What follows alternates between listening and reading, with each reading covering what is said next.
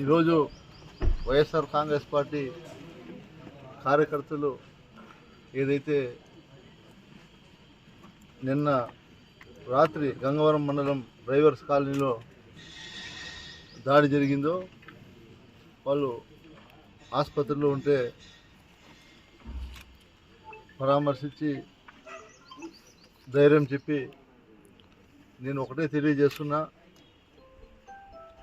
ఈరోజు అధికారం ఉందని మీరు బలంగా రోడ్ల మీదకి వచ్చి ఇండ్ల మీదకి వచ్చి ఏదైతే దౌర్జన్యాలు ఆర్భాటాలు చేస్తున్నారో వారందరికీ కూడా గుర్తుపెట్టుకోండి.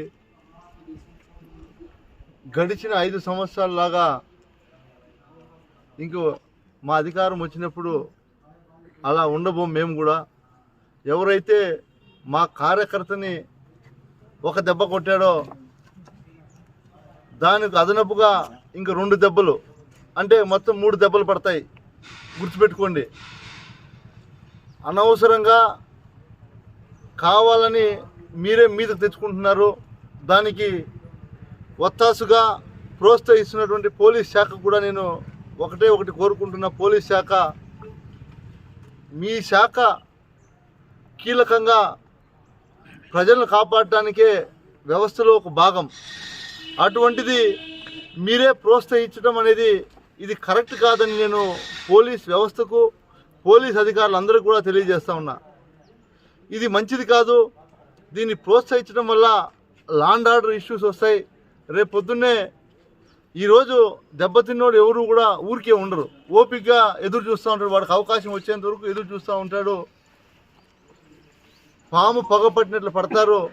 ఖచ్చితంగా దెబ్బకు దెబ్బ తింటారు. కాబట్టి నేను మిమ్మల్ని అందరినీ కూడా గతంలో కూడా చెప్పింది ఒకటే, నేను ప్రజలు మీకు అధికారం ఇచ్చారు.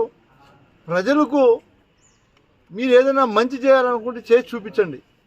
అంతేగాని వైఎస్ఆర్ కాంగ్రెస్ పార్టీ కోసం కష్టపడినటువంటి కార్యకర్తల మీద, నాయకుల మీద మీరు ఒత్తిళ్లు తీసుకొని రావటమే పనిగా పెట్టుకోవడం అనేది తప్పు అని కూడా మరీ తెలియజేస్తా ఉన్నా. దీన్ని ఇక్కడితో ఫుల్ స్టాప్ పెట్టకపోతే నేను చెప్తున్నా, ఖచ్చితంగా చెప్తున్నా, నేను ఎస్పీ గారితో కూడా ఈరోజు మాట్లాడటం జరిగింది. పోలీసు వారుగా నా చర్యలు తీసుకొని వాళ్ళకు శిక్ష పడలేదు అంటే ఇంకా మేమే